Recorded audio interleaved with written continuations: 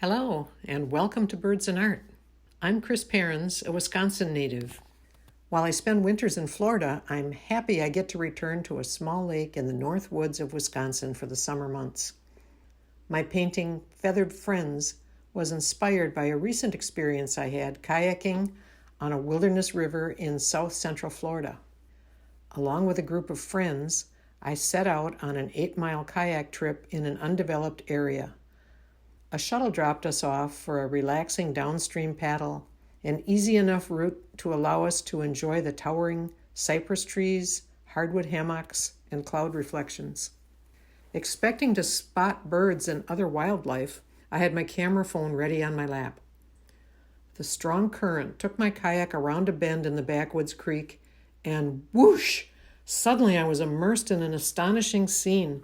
A huge flock of white birds took to the air as we approached.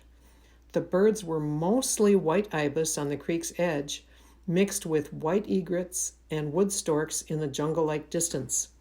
I quickly snapped several reference photos.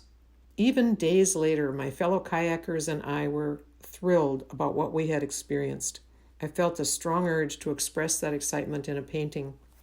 Using Photoshop, I combined several photos to create my reference. In order to save the white of the paper, I applied masking fluid in select areas. The first layer is the soft and distant background, which I worked wet into wet to depict the misty, humid climate.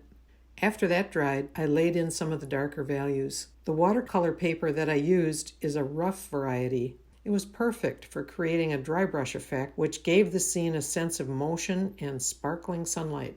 Next, I removed the masking, uncovering the untouched white of the paper. I could see that the foreground water was too distracting. Fortunately, I was able to wipe it off and repaint it. Lastly, I painted the most detailed area, the ibis on the shore.